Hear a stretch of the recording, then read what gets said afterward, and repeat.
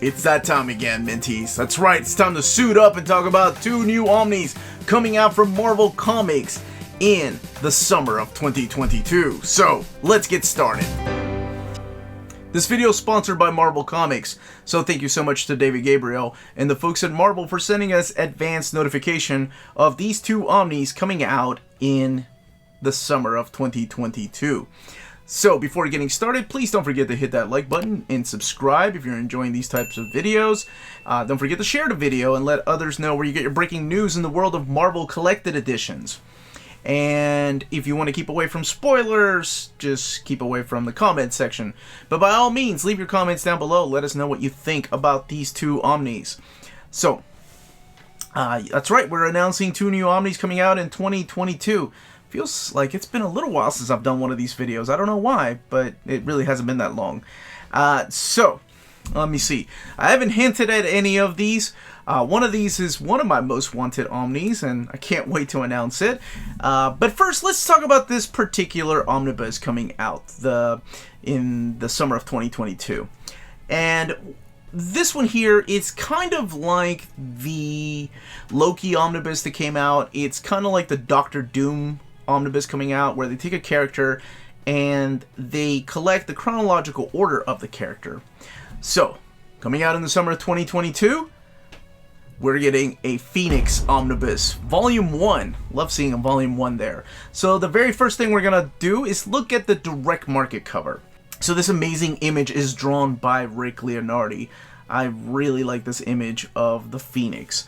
Now, let's talk about the content, and as always, I'll be putting the content down here. So, we have X-Men, 97 through 105, 107 to 108, and 125 to 138. Now, this is Uncanny X-Men, so this is not to be confused with Adjectiveless X-Men that takes place in the 90s. This is the original X-Men title that premiered in 1963. The title did not officially get changed until after Days of Future Past.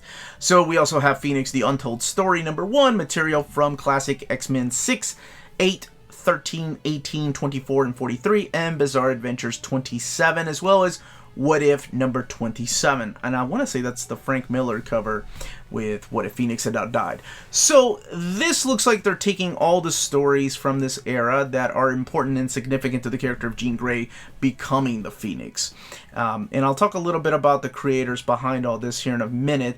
But first, let's look at this amazing standard edition cover by Russell Dauterman.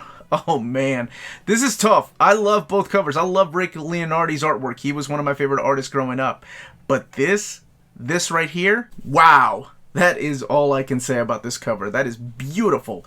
Alright, so we have stories in here by Chris Claremont and Joe Duffy, and you have artwork in here by Dave Cockrum, who created the Phoenix, John Byrne, John Bolton, Mike Collins, John Buscema, and Jerry Bingham.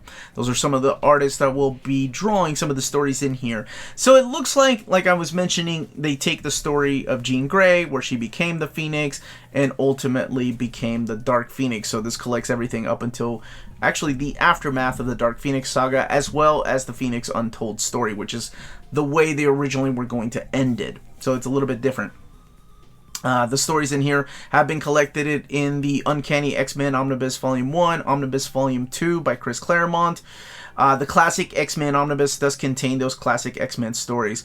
But if you just want to read about Jean and the whole story of the Phoenix saga, this is where to get it. And the fact that I have a Volume 1 makes me think hopefully a Volume 2 will have some of the modern stuff. Like, I love Phoenix Endsong. That is one of my favorite stories that hasn't really been collected. Well, no, it hasn't been collected anywhere in oversized format. So hopefully we'll see later volumes of this. Now, next up, in the summer of 2022, not only one of my most wanted Marvel Omnis, one of my most wanted X-Men Omnis. And I'm not the only one, because people have been asking me about this particular omnibus when it was coming. Omar, do you think there's ever a chance? And of course, my answer's always been the same. I'm like, yeah, of course there's a chance. Especially when you have Chris Claremont's name, involved. So, it is my pleasure to announce X-treme X-Men Omnibus Volume 1 coming out in the summer of 2022. So, let's look at the standard edition cover. So the standard edition cover here is drawn by Salvador Larroca, who was the co-creator of the X-treme X-Men with Chris Claremont. So you have Bishop, you have Beast, Rogue, Psylocke, Storm, and Thunderbird. Not the original Thunderbird, but the new Thunderbird. And let's take a look at the content. So, Volume 1, collecting Uncanny X-Men 389, as well as Adjectiveless X-Men 109. X-treme X-Men 1 through 24, X-treme X-Men Savage Land, the 4-issue miniseries. The first annual from 2001, X-treme X-Men Expose 1 and 2.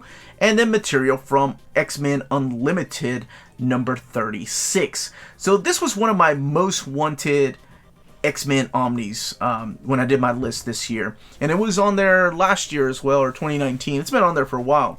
I love the fact that they included the issue of Uncanny X-Men, because in my mapping I didn't. I just included Adjectiveless X-Men, but then again I've had it all compiled into one. And I even said in my video that I think this is way too much for one omnibus.